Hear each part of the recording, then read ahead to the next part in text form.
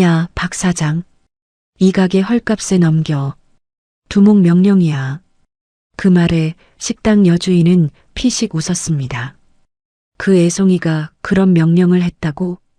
서울 마포구 뒷골목. 작은 한식 주점 소담을 혼자 꾸려가는 박서연에게 어느 날 깡패들이 들이닥쳤습니다. 헐값에 넘기라고, 버티면 부수겠다고. 그들은 몰랐습니다. 이 골목 여주인이 누구인지를. 지금부터 그 이야기 함께 들어봐 주세요. 이야기가 시작되기 전 잠시만 함께 해주세요. 오늘 이 이야기가 여러분 마음 한켠에 오래 남기를 바랍니다. 마음에 닿으셨다면 구독과 좋아요로 함께 해주세요. 서울 마포구 어느 뒷골목, 저녁 5시가 되면 어김없이 냄새가 먼저 왔습니다. 청국장과 들깨가 뒤섞인 그 냄새는 골목 입구에서부터 코끝을 건드렸고, 동네 사람들은 그 냄새를 따라 발걸음을 옮기는 것이 습관이 되어 있었죠. 낡은 나무 간판에 적힌 두 글자 소담. 글씨는 비바람에 희끄무레하게 바랬지만 그 두 글자가 품은 온기만큼은 한 번도 식은 적이 없었습니다. 박서연은 커다란 뚝배기에 된장을 풀어넣으며 불 앞에 섰습니다. 36. 나이에 비해 단단한 손목을 가진 여자였어요. 주방 움직임 하나하나가 군더더기 없이 정확했습니다. 무언가를 오래, 아주 오래 몸으로 익힌 사람만이 가질 수 있는 종류의 동작이었죠. 그러면서도 주방 귀퉁이에서 숙제를 하던 딸이 연필을 떨어뜨리면 서연은 그 소리 하나에 고개를 돌렸습니다. 그 눈이 한없이 부드러워지면서요. 10살짜리 하늘이는 공책에 코를 박은 채 뭔가를 지우개로 박박 지우고 있었습니다. 엄마, 받아쓰기에서 소담하다가 나왔는데 무슨 뜻이야? 수수하고 깔끔하다는 뜻이야. 우리 가게 이름이잖아. 그럼 우리 가게가 수수하다는 거야? 응. 그게 제일 좋은 거야. 하늘이가 소담하다를 공책에 꾹꾹 눌러 썼습니다. 서연은 그 모습을 잠깐 바라보다 다시 불 앞으로 돌아섰습니다. 이 아이 앞에서 이 가게를 지키는 것, 그것이 서연의 하루를 움직이는 전부였으니까요. 단골 손님 임창복 노인이 가게 문을 끼익 열고 들어선 건 저녁 6시였습니다. 등이 굽고 걸음이 느렸지만 소담 문턱만큼은 누구보다 빠르게 넘는 분이었어요. 사장님, 오늘은 뭐가 맛있어요? 어르신, 오늘 청국장이 특히 잘 됐어요. 된장이 딱 알맞게 익었거든요. 앉아 계세요. 서연이 뚝배기를 들고 나오며 웃었습니다. 임노인은 자리에 앉아 창밖을 내다보며 혀를 찼습니다. 요즘 골목이 좀 수상하던데. 저쪽 두부가게 옆에 모르는 차들이 자꾸 서 있어. 재개발 얘기가 나오면서 그런가 봐요. 별일 아닐 거예요. 서연은 웃으며 대꾸했지만 그 말을 하는 동안 눈빛이 한번 흔들렸습니다. 아주 짧게, 아무도 알아채지 못할 만큼만. 사실 서연은 알고 있었습니다.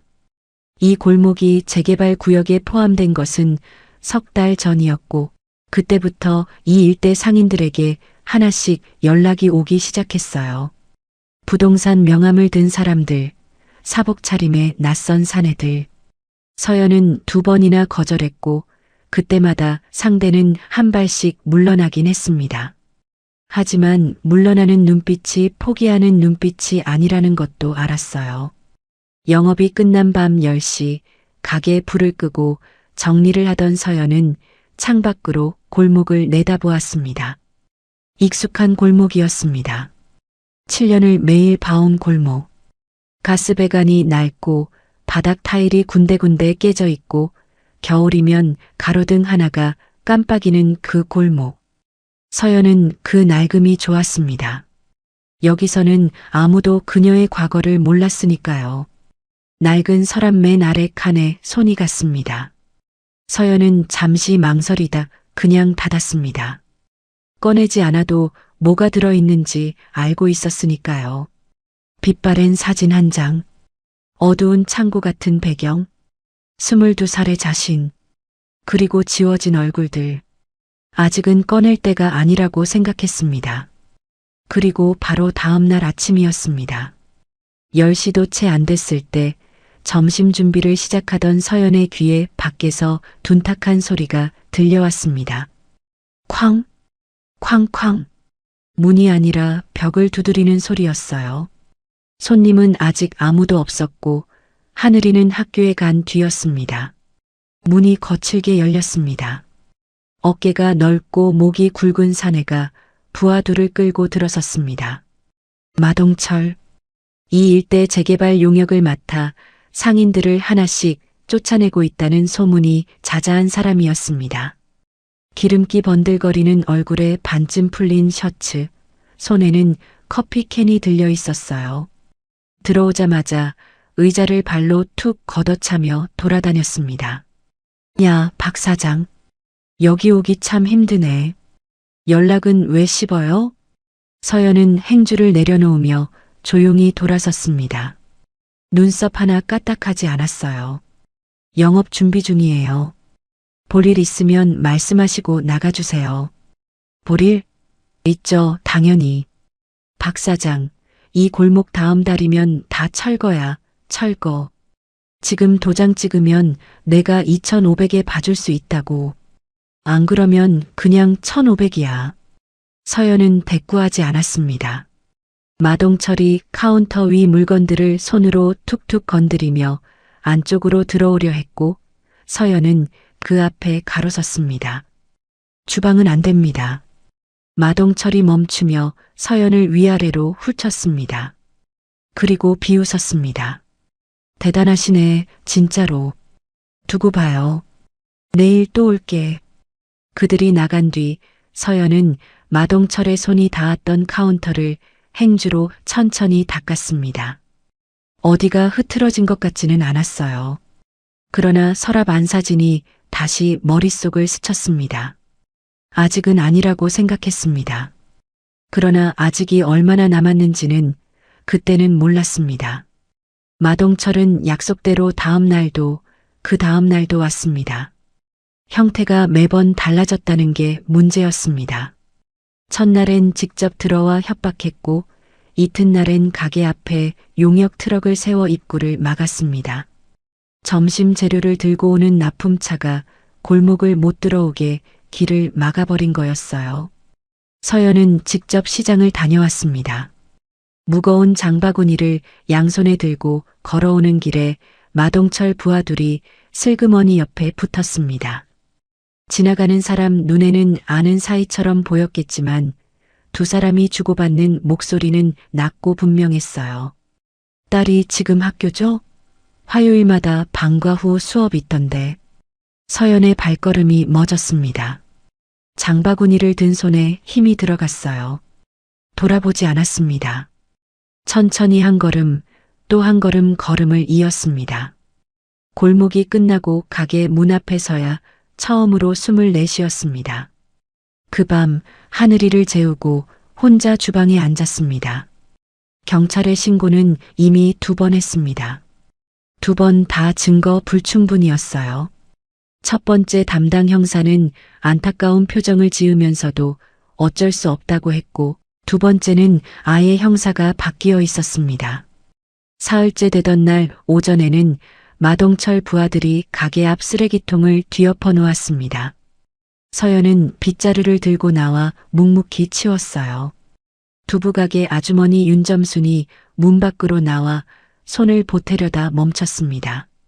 마동철 쪽에서 골목 상인 전체에게 소담과 가까이 하면 같이 엮인다는 말이 돌았기 때문이었어요. 윤 아주머니가 미안한 눈을 보냈고 서연은 고개를 저었습니다. 괜찮다는 뜻이었습니다. 원망하지 않는다는 뜻이기도 했어요. 나흘째 저녁이 문제였습니다. 마동철이 이번엔 혼자가 아니라 부하 7명을 끌고 들어왔습니다. 저녁 영업 중이었어요. 손님이 6명 있었습니다. 임창복 노인도 구석 자리에 앉아 있었죠. 마동철 일행은 아무 테이블에나 앉더니 술을 주문했습니다. 내보내면 행패를 부리겠다는 무언의 협박이었어요. 다른 손님들이 눈치를 보다 하나둘 자리를 떴습니다. 임노인은 남아 있었습니다. 지팡이를 잡은 손이 흰빛이 돌 만큼 쥐어졌지만 일어서지 않았어요. 마동철이 술잔을 탁 내려놓았습니다. 박 사장, 오늘은 진지하게 얘기합시다. 이 골목 사업 주체가 누군지 알아요? 그냥 동네 개발업자가 아니에요. 내 뒤에 누가 있는지 알면 지금 바로 도장 찍을 텐데. 서연은 카운터 안에 서서 그를 바라보았습니다. 대꾸하지 않았어요. 마동철이 손가락을 튕겼습니다. 부하 하나가 주방으로 들어가는 소리가 났습니다.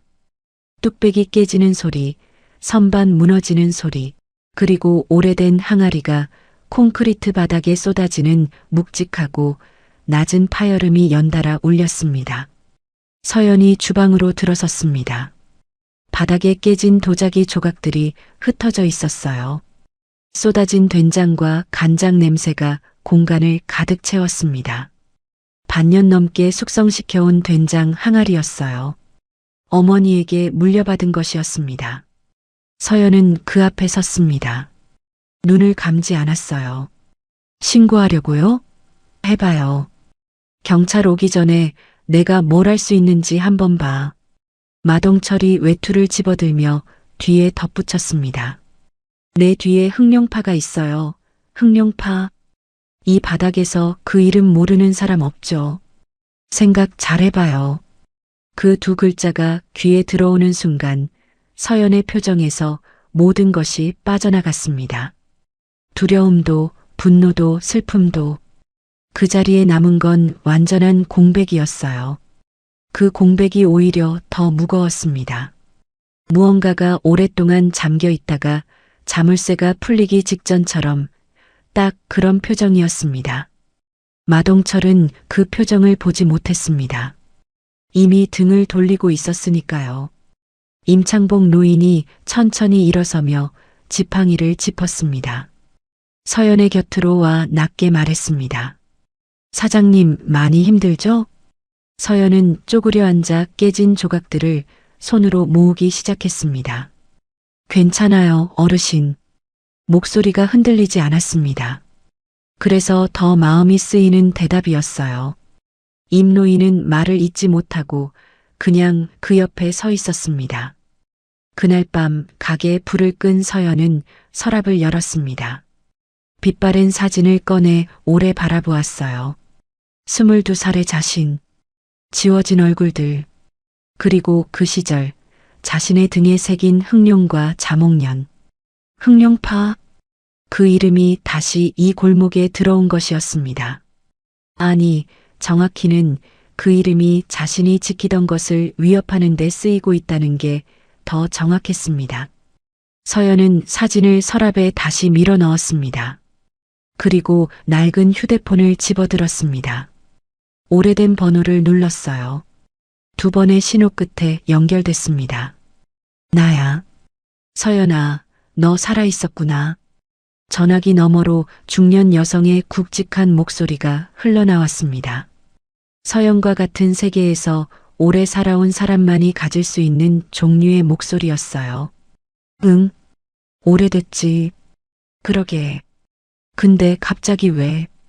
흑룡파 이름이 우리 동네 재개발 용역에 붙어서 돌아다니고 있어. 그쪽 사정 아는 사람 있어? 잠시 침묵이 흘렀습니다. 흑룡파 새 보스 알아? 강태민이야. 내가 알던 그 막내. 서연의 손이 천천히 내려갔습니다. 강태민. 18살에 조직에 들어왔을 때 너무 어리고 눈빛이 순해서 서연이 직접 옆에 두고 챙겼던 아이. 밥도 제대로 못 먹고 다니던 그 애가 지금 그 자리에 있다는 것이었습니다. 보스가 민간인 식당 용역에 조직 이름 쓰는 걸 허락할 사람이 아닌데. 그러니까 그 애 몰래 누군가 쓰고 있다는 거지. 아니면 중간에서 부풀린 거거나. 전화를 끊고 서연은 창밖을 오래 바라보았습니다. 강태민이 보스가 됐다는 것, 그리고 그 이름이 이 골목에서 함부로 쓰이고 있다는 것. 두 가지가 동시에 머릿속에서 맞물렸습니다. 그러나 지금 서연에게 더 급한 건 다른 것이었어요. 다음 날 아침 하늘이를 학교에 보내고 나서 서연은 골목 안 편의점에 들렀습니다. 25살짜리 청년 오재현이 카운터 안에서 졸린 눈을 비비다 고개를 들었어요. 사장님 오셨어요? 재현 씨, 요즘 골목 어때요? 이상한 차들, 수상한 사람들 많이 보여요? 오재현이 주변을 한번 둘러보더니 목소리를 낮췄습니다. 요즘 매일 와요. 낮에는 저쪽 골목 어귀에 차 세워두고 밤엔 누군가 가게들 사진 찍고 가고 제가 핸드폰으로 좀 찍어뒀어요. 실은. 언제부터요? 한 달쯤 됐어요. 소담 쪽을 제일 많이 찍더라고요. 서연이 고개를 끄덕였습니다. 오재현이 조심스럽게 덧붙였어요. 사장님, 저 도울 수 있는 거 있으면 말해요. 이 골목에서 소담이 없어지면 진짜 아무것도 없거든요. 서연이 웃었습니다. 고마워요, 재현 씨. 지금은 그냥 찍어둔 거 잘 보관해줘요. 가게로 돌아오던 길이었습니다. 골목 입구에 낯선 차 한 대가 세워져 있었어요. 그리고 그 차 옆에 기대어 서 있는 마동철이 보였습니다. 오늘은 부하도 없이 혼자였는데 그게 오히려 더 불쾌한 종류의 방문이었습니다. 혼자라는 건 협박이 아니라 회유하러 왔다는 뜻이니까요. 마동철이 서연을 보자마자 걸어왔습니다. 박 사장, 나도 사실 이러기 싫거든요. 위에서 빨리 정리하라는 압박이 있어서. 지금 도장 찍으면 내가 2,500에서 3,000으로 올릴 수 있어요. 이게 진짜 마지막이에요. 서연은 그를 바라보았습니다. 위에서 압박을 받는다고요. 예. 위가 누군데요? 마동철이 잠깐 멈췄습니다. 그리고 웃었어요. 그건 박 사장이 알 필요 없죠. 서연이 시선을 거두며 가게 쪽으로 걸었습니다. 필요 없는 건 아무것도 없어요. 짧은 한마디였습니다.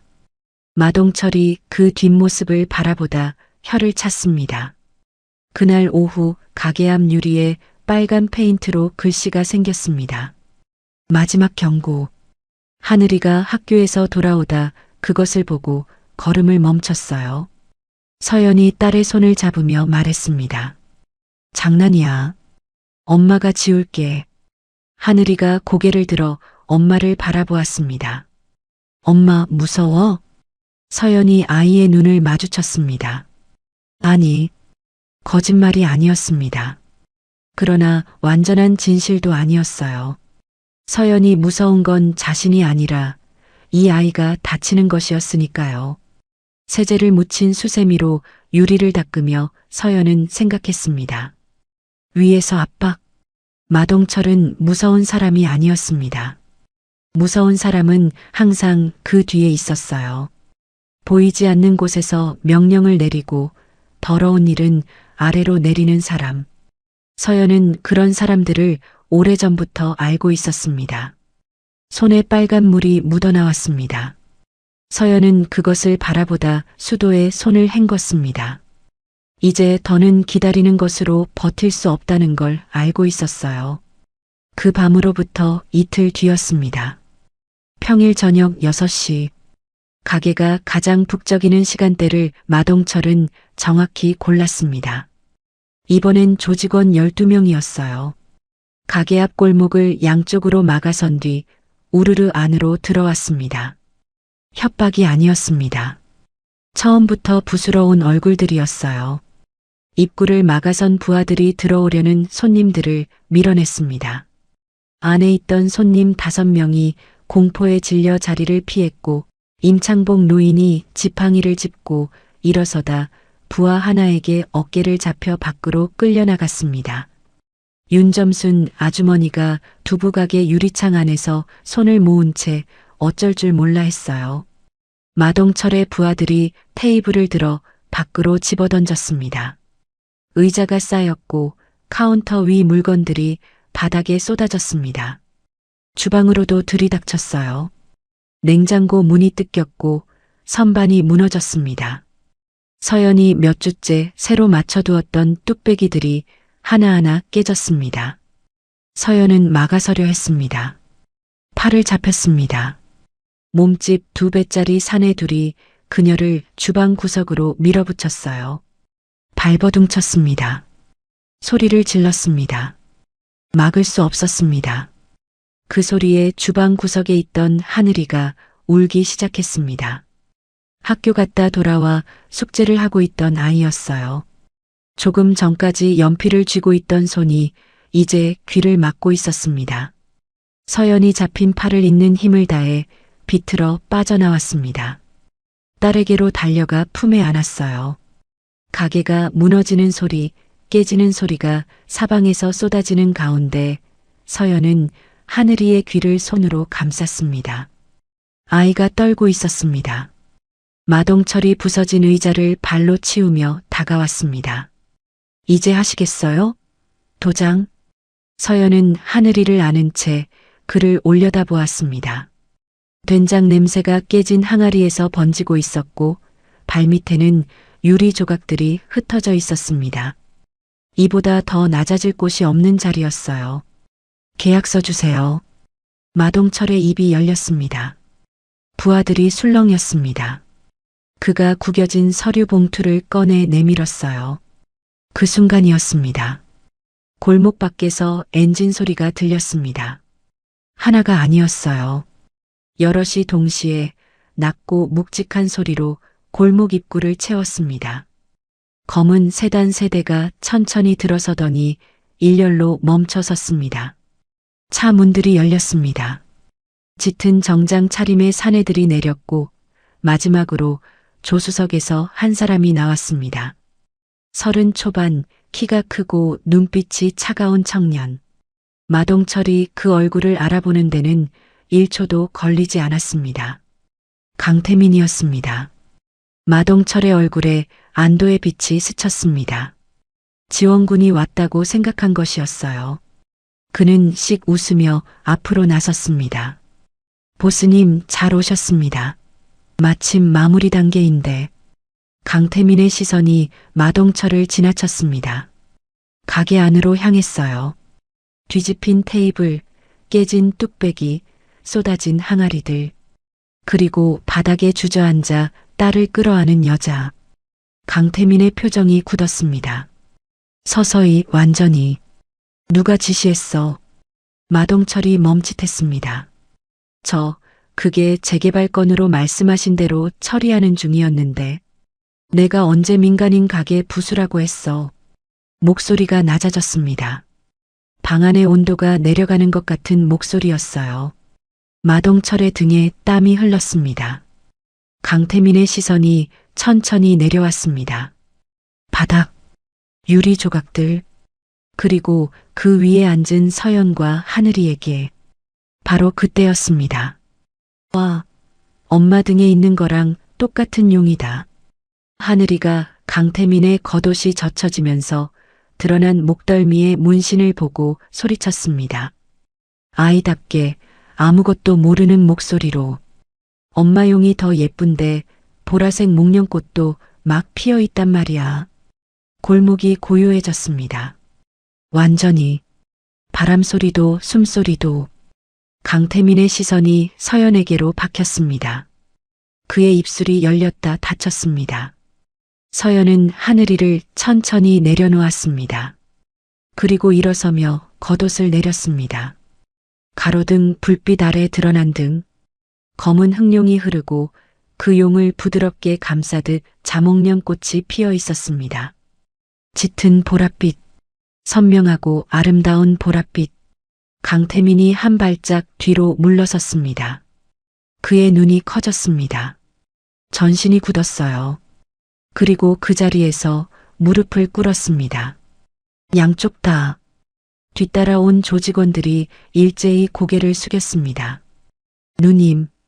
마동철은 그 광경이 이해되지 않았습니다. 2번 눈을 껌뻑였고 3번째가 되는 순간 뭔가 잘못됐다는 것을 느꼈습니다. 자신이 매일 협박하고 가게를 부수고 딸아이까지 위협했던 그 여자가 바로 자몽년 누님이었다는 것을, 흑룡파 전체가 그 이름 앞에서 고개를 숙인다는 것을. 마동철이 뒤로 물러서다 넘어졌습니다. 그 자리에서 주저앉았어요. 강태민이 고개를 들어 조직원들에게 말했습니다. 끌고 가. 마동철이 세단에 실려 골목을 빠져나갔습니다. 그를 끌고 나가는 조직원의 얼굴에는 아무 표정이 없었어요. 그것이 오히려 더 무서운 종류의 철이었습니다. 골목에 정적이 내려앉았습니다. 가로등만 희미하게 깜빡이고 두부가게 쪽에서 윤 아주머니가 숨을 죽이고 있는 것이 느껴졌습니다. 강태민의 조직원들이 뒷걸음질 치며 골목 바깥으로 물러났어요. 두 사람만 남았습니다. 서연과 강태민. 서연은 겉옷을 다시 끌어올린 뒤 하늘이에게 말했습니다. 안에 들어가 있어. 엄마 금방 들어갈게. 하늘이는 엄마와 낯선 청년을 번갈아 보며 한 박자 망설이다 안으로 들어갔습니다. 문이 닫혔습니다. 강태민이 입을 열었습니다. 누님, 일어나. 그가 천천히 일어섰습니다. 눈이 붉어져 있었어요. 말을 하려다 멈추고 다시 하려다 또 멈췄습니다. 오래 기다려온 말들이 어디서부터 꺼내야 할지 모르는 사람의 표정이었어요. 서연이 먼저 말했습니다. 몇 년 됐어? 12년이요. 많이 컸네. 그 말이 칭찬인지 책망인지 알 수 없었습니다. 강태민은 그냥 고개를 끄덕였어요. 서연은 부서진 가게 입구를 돌아보았습니다. 뒤집힌 테이블, 흩어진 유리 조각들. 이것을 치우는 것보다 먼저 해야 할 일이 있다는 것을 알고 있었어요. 흑룡파 이름이 이 골목 용역에 붙어서 돌아다니고 있었어. 내가 허락한 건지 물어봐야겠다. 강태민의 표정이 굳었습니다. 아니에요. 저는 이번 주에야 알았어요. 마동철이 독단으로 흘린 거예요. 누군가한테 등을 대고 있어서 그랬던 건데. 그 누군가가 누구야? 강태민이 잠시 망설였습니다. 서연의 눈이 그 망설임을 가만히 지켜보았어요. 오병찬이요. 마포구 도시재생위원회 위원장이고 이번 재개발 사업 실질 주도자예요. 흑룡파 이름을 쓰도록 마동철한테 허락해준 사람도 그 사람이에요. 저한테는 이런 방구도 없이. 서연은 그 이름을 한번 씹었습니다. 오병찬. 낯선 이름이었지만 구조는 낯설지 않았어요. 권력 뒤에 숨어 다른 사람의 이름을 빌려 쓰는 사람. 더러운 일은 아래로 내리고 결과만 위로 가져가는 사람. 증거 있어? 지금은 없어요. 근데 있을 거예요. 그럼 찾아야지. 짧은 대답이었습니다. 그러나 강태민은 그 짧음 안에 담긴 무게를 알아들었습니다. 이 사람이 찾아야지라고 말하면 반드시 찾는다는 것을. 12년 전에도 그랬으니까요. 서연이 안쪽으로 걸어 들어가려는 찰나 강태민이 뒤에서 말했습니다. 누님, 저는 돌아오라는 소리 안 할게요. 근데 이번 일만큼은 제가 책임져요. 서연이 걸음을 멈추었습니다. 돌아보지 않았어요. 태민아. 예. 내가 책임진다는 말 어떤 방식으로 할 건지가 중요해. 예전 방식 말고. 강태민은 그 말의 의미를 이해했습니다. 폭력이 아니라 증거, 협박이 아니라 사실. 서연이 원하는 건 그것이었어요. 알겠어요. 그날 밤 강태민의 지시로 조직원 4명이 소담 골목을 조용히 지켰습니다. 정장 차림이었지만 골목 어기 그늘 속에 서 있어 눈에 띄지 않았어요. 윤 아주머니가 불 끌어 나왔다가 그들을 보고 소리 없이 문을 닫았습니다. 주방 안에서 서연은 하늘이의 머리를 빗겨주었습니다. 아이가 제잘거렸습니다. 엄마, 그 오빠 엄마 친구야? 응. 오래된 동생이야. 근데 왜 무릎 꿇었어? 서연이 빗질을 멈추고 아이를 안았습니다. 예의 바른 애거든. 하늘이가 킥킥 웃었습니다. 서연도 웃었습니다. 오늘 하루 처음으로 하는 진짜 웃음이었어요. 서랍은 열지 않았습니다. 꺼내지 않아도 되는 밤이었으니까요. 이제는 뒤를 볼 게 아니라 앞을 봐야 했습니다. 오병찬, 그 이름과 그 이름 뒤의 것들. 서연은 내일 아침 쓸 된장을 꺼내두고 주방 불을 껐습니다. 골목이 조용했습니다. 처음으로 제대로 조용한 밤이었어요. 서연은 다음 날부터 움직였습니다. 겉으로는 달라진 것이 없었어요. 아침 6시에 국물을 올리고 하늘이 도시락을 싸고 10시에 문을 열었습니다. 단골들이 하나씩 돌아오기 시작했습니다. 임창복 노인이 제일 먼저 지팡이를 짚고 나타났어요. 문을 열며 대뜸 말했습니다. 나야 나. 어디 가겠어. 그냥 며칠 좀 쉬었지. 서연이 청국장을 내오며 웃었습니다. 어르신이 원래 눈치가 빠르셨잖아요. 임노인이 콧방귀를 뀌며 수저를 들었습니다. 낮에는 가게를 보았고 저녁 영업이 끝나면 강태민을 만났습니다. 두 사람이 만나는 장소는 골목 끝 낡은 창고였어요. 강태민은 매번 혼자 왔습니다. 조직원을 붙이지 않는 것은 서연을 애워싸지 않겠다는 뜻이었고 서연은 그 배려를 말없이 받아들였어요. 이틀 뒤 강태민이 태블릿 화면을 내밀었습니다. 재개발 구역 토지 수용 예산 내역서였어요. 서류상 보상금 총액과 실제 집행 총액 사이에 수십억 원의 차액이 있었습니다. 그 차액이 어디로 흘렀는지 문서 안에 마동철의 이름과 연결된 계좌번호가 숨어 있었어요. 이것만으론 부족해요. 오병찬이 직접 지시했다는 증거가 있어야 해요. 마동철이 입을 열어야 하는데 마동철이 움직일 사람이야? 강태민이 잠시 생각했습니다. 혼자서는 안 열어요. 근데 누님이 직접 나서면 달라요. 그 사람이 진짜로 무서워하는 게 둘이에요. 흑룡파랑 자목련 누님. 지금 둘 다 누님한테 있잖아요. 서연의 눈빛이 서늘해졌습니다. 얼굴에 미소가 번졌는데 차갑고 날카로운 종류의 미소였어요. 면회 잡아줘. 마동철은 강태민 조직이 관리하는 외곽 사무실에 있었습니다. 서연이 들어서는 순간 이틀 사이에 얼굴이 반쪽이 된 남자가 의자에서 뒤로 물러났습니다. 눈에 공포가 역력했어요. 서연은 그 앞에 앉았습니다. 서류 봉투를 테이블에 올려놓으며 조용히 말했어요. 마씨, 나는 당신한테 아무것도 원하는 게 없어요. 단 하나만 빼고. 마동철이 눈을 껌뻑였습니다. 오병찬한테 받은 것들, 계좌든 현금이든 녹취든 다 가져다 줘요. 그럼 당신은 이 동네에서 조용히 손 떼고 끝이에요. 그게 그 사람이 가만히 있겠어요?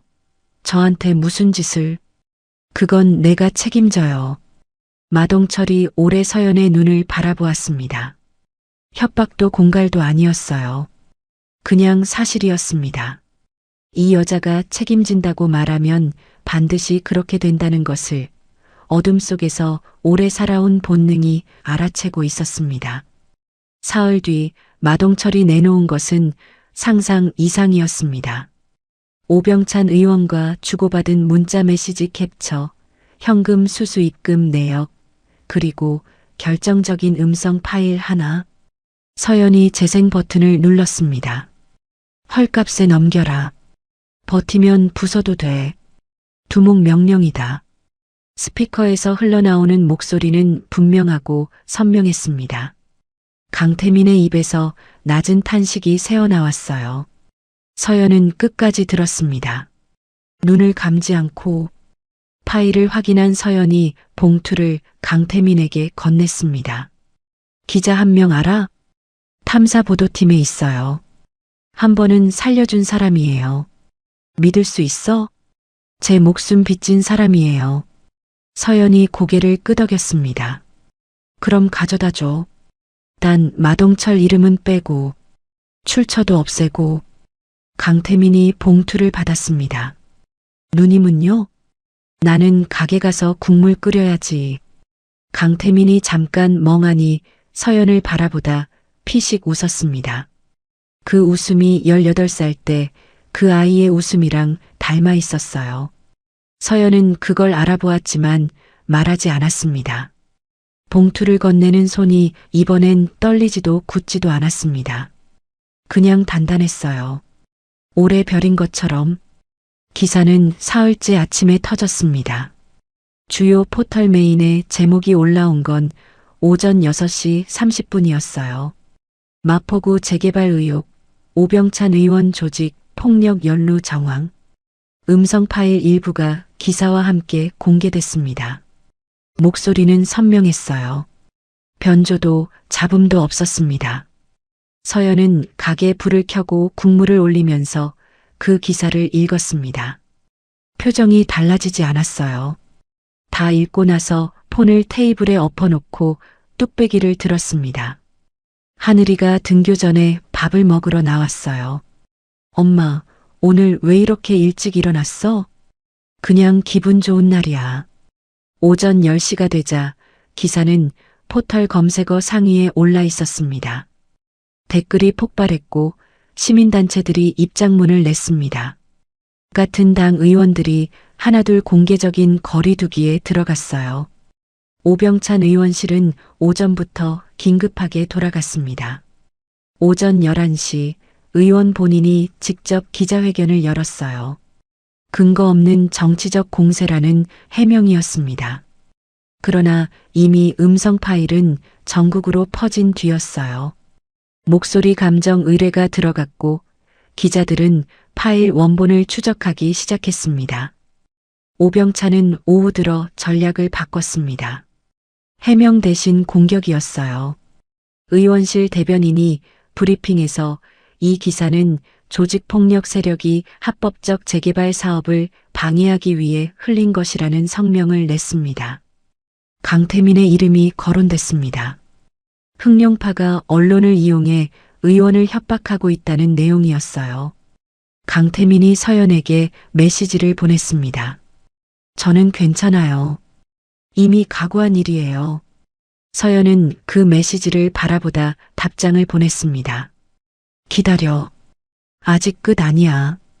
그러나 그날 저녁 상황은 한 번 더 뒤집혔습니다. 오병찬 측에서 강태민을 명예훼손 혐의로 고소했습니다. 동시에 탐사보도팀 기자 한 씨에게도 법적 대응을 예고하는 내용 증명이 날아들었어요. 그리고 밤 10시 서연의 가게 앞에 낯선 차 한 대가 멈췄습니다. 정장 차림의 사내가 내려 봉투를 문 앞에 놓고 갔습니다. 봉투 안에는 짤막한 쪽지 하나. 더 건드리면 딸 이름도 나온다. 서연은 그 쪽지를 오래 바라보았습니다. 손이 굳었어요. 분노가 아니었습니다. 이 사람이 아직도 자신이 누구를 건드리고 있는지 모른다는 것에 대한 차갑고 조용한 확인이었습니다. 서연은 쪽지를 사진으로 찍어 강태민에게 보냈습니다. 그리고 강원도로 전화를 걸었어요. 오래전 조직 자금을 관리하던 사람. 흑룡파가 처음 생겼을 때부터 장부를 쥐고 있던 남자. 지금은 강원도 작은 마을에서 농사를 짓고 있었습니다. 나야. 기억해요? 전화기 너머로 짧은 침묵이 흘렀습니다. 누님. 오병찬이랑 흑룡파가 처음 연결된 게 언제예요? 6년 전이에요. 그때 조직 운영 자금 일부를 의원 쪽에서 댔어요. 그 장부 누님 떠나고 나서 제가 따로 빼뒀거든요. 아무한테도 말 안 했어요. 아직 있어요? 예. 서연의 눈빛이 달라졌습니다. 마동철의 녹취는 최근의 지시를 담은 것이었습니다. 그러나 이 장부는 오병찬이 흑룡파와 처음 손을 잡은 순간이었어요. 6년의 유착관계 전체를 담은 증거였습니다. 그리고 그 안에는 오병찬의 서명이 있었습니다. 그 장부가 서연의 손에 들어온 건 다음 날 새벽이었습니다. 강태민이 직접 강원도를 다녀왔어요. 손으로 쓴 장부, 날짜와 금액과 목적, 그리고 두 군데의 서명. 탐사보도팀 기자 한 씨가 그것을 받아들고 한참 말을 잃었습니다. 이게 다 맞으면 의원직 사퇴로 끝날 문제가 아닌데요. 맞아요. 이걸 어디서? 기사 잘 써주세요. 이번엔 더 크게. 기자가 서연을 바라보았습니다. 무언가를 묻고 싶은 눈빛이었지만 멈췄어요. 더 물을 필요가 없다는 것을 서연의 눈빛이 말하고 있었으니까요. 두 번째 기사는 사흘 뒤 나왔습니다. 단독 일면이었어요. 오병찬 의원 6년간 폭력 조직과 유착 정치자금법 위반 혐의. 검찰이 같은 날 수사 착수를 공식 발표했습니다. 오병찬 측의 고소는 취하됐습니다. 법적 대응 예고도 흐지부지 됐어요. 자신을 공격하는 데 쓰일 칼을 스스로 걷어들인 것이었습니다. 그리고 그날 저녁 딸 이름을 운운하던 쪽지의 주인이 누구인지도 밝혀졌습니다. 오병찬 측근이 독단으로 한 행동이었어요. 그 측근은 같은 날 경찰서에 불려갔습니다. 임창복 노인이 저녁 뉴스를 보며 청국장을 떠먹었습니다. 저 사람 나쁜 사람이죠? 네, 어르신. 그럼 잘 됐네. 서연이 웃었습니다. 그 웃음이 오늘은 따뜻했어요. 검찰 수사는 빠르게 움직였습니다. 두 번째 기사가 나온 지 열흘 만에 오병찬이 검찰청에 소환됐어요. 정문 앞에 카메라가 몰렸습니다. 그가 걸어 들어가는 장면이 오후 뉴스마다 반복됐어요. 고개를 숙이고 있었지만 입술은 꾹 다물려 있었습니다. 끝까지 인정하지 않겠다는 자존심이었죠. 그러나 장부는 말하지 않았습니다. 숫자는 거짓말을 하지 않고 6년치 서명은 더더욱 그랬으니까요. 이틀 뒤 오병찬 측근 2명이 줄줄이 소환됐습니다. 그중 한 명이 자진해서 진술서를 냈어요. 재개발 구역 강제 수용 지시, 마동철을 통한 상인 압박 전말, 그리고 조직, 자금과 정치 자금의 교환 내역. 6년치 유착의 민낯이 하나씩 세상 밖으로 나왔습니다. 소환 보름 뒤 오병찬은 의원직 사퇴 의사를 밝혔습니다. 기자회견도 아니었습니다. 짤막한 문자 성명이었어요. 화면 앞에서 고개를 들고 말하지 못했습니다. 그가 이 재개발로 챙기려 했던 땅의 가치가 수백억이었다는 사실, 그리고 그 땅을 위해 골목 상인들을 짓밟고 어린아이까지 협박했다는 사실이 낱낱이 보도된 다음 날이었어요. 댓글창에는 수천 개의 말들이 쌓였습니다. 오병찬은 그것을 읽지 않았겠지만 읽지 않아도 알았을 것이었습니다. 골목 상인들이 움직이기 시작했습니다. 윤점순 아주머니가 상인 연대 성명 대표 서명에 이름을 올렸어요. 오재현이 그동안 몰래 찍어두었던 마동철 일당의 행패 영상을 수사기관에 자진 제출했습니다. 혼자가 아니라 함께였습니다. 서연이 버티는 동안 골목 사람들이 조용히 쌓아온 용기였어요. 마포구 재개발 사업은 전면 재검토에 들어갔습니다. 구역 내 상인들에 대한 적정 보상 협의도 새로 시작됐어요. 소담이 있는 골목은 철거 대상에서 제외됐습니다. 서연은 그 모든 과정에서 이름을 내세우지 않았습니다. 기자의 전화가 여러 번 왔지만 받지 않았어요.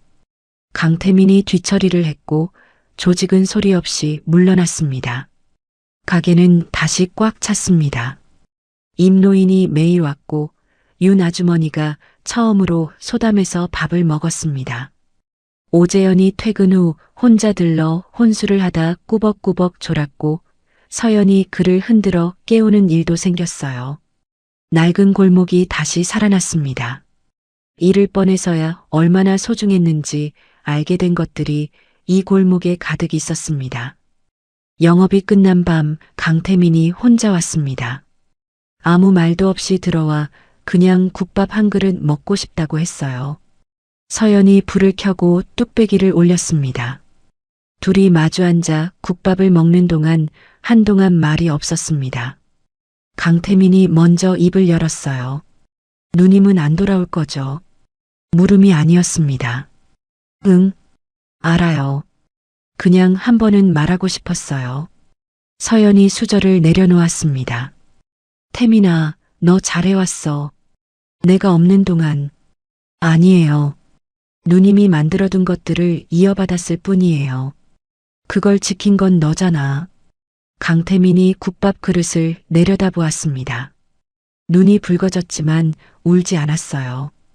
억지로 참는 것이 아니라 이미 충분히 받아들인 사람의 얼굴이었습니다. 서연이 말을 이었습니다. 이 가게에서 밥은 항상 먹을 수 있어. 근데 그 이상은 없어. 강태민이 고개를 들고 피식 웃었습니다. 그걸로 충분해요. 그가 돌아간 뒤 서연은 가게에 불을 껐습니다. 주방을 정리하고 행주를 빨고 내일 아침 쓸 된장을 꺼내두었습니다. 변함없이 할 일들이었어요. 그때 주방 문이 끼익 열렸습니다. 하늘이가 졸린 눈을 비비며 나왔어요. 엄마, 왜 아직 안 자? 금방 자려고.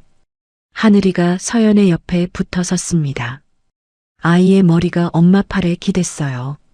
서연이 딸의 어깨를 감쌌습니다. 엄마. 응. 엄마 등에 있는 용이랑 꽃 있잖아. 나는 그거 진짜 예쁘다고 생각해. 하나도 안 무서워. 서연이 잠시 멈추었습니다. 엄마가 특별한 사람인 것도 알아. 그래도 그냥 우리 엄마인 게 제일 좋아. 서연이 웃었습니다. 소리가 없는 웃음이었어요. 가장 깊은 곳에서 올라오는 온기가 살아있는 웃음. 그 웃음이 눈가에 번지는 것을 서연은 닦지 않았습니다. 다음 날 아침, 서연이 가게 문을 열었습니다. 찬 공기가 들어왔고 된장과 들깨 냄새가 뒤따라 골목으로 번졌습니다. 임노인이 저 멀리서 지팡이를 짚고 걸어오는 것이 보였어요. 윤 아주머니가 두부가게 문을 열며 손을 흔들었습니다. 오재현이 편의점 셔터를 올리다 서연과 눈이 마주쳐 꾸벅 인사했어요. 서연은 뚝배기를 들고 카운터 밖으로 나오며 골목을 바라보았습니다. 낡고 좁고 간판 글씨가 바래고 가로등 하나가 여전히 깜빡이는 골목. 그러나 이 골목은 살아 있었습니다. 그리고 이 골목을 지키는 사람도 살아 있었습니다. 모든 것이 제자리를 찾은 아침이었습니다. 여러분, 오늘 소담 이야기 어떠셨어요? 박소연은 강한 사람이 아니었습니다. 아니, 정확히는 처음부터 강한 사람이 아니었어요. 딸 앞에서 무너지지 않으려고 이를 악물었고 익숙한 세계로 돌아가고 싶은 마음을 꾹꾹 누르면서 그냥 오늘 하루 국물을 끓이고 문을 열었던 사람이었습니다. 그 하루하루가 쌓여서 결국 골목 전체를 살려냈어요. 우리도 그렇지 않나요? 대단한 결심이 아니라 그냥 오늘도 버텨내는 것. 포기하지 않고 내일 아침 문을 여는 것. 그것이 때로는 가장 용감한 일이 되기도 하더라고요. 지키고 싶은 것이 있는 한 우리는 생각보다 훨씬 단단한 사람들입니다. 오늘 이 이야기가 여러분께도 그 작은 확인이 되었으면 좋겠습니다. 구독과 좋아요 부탁드립니다. 다음 이야기에서 또 만나요.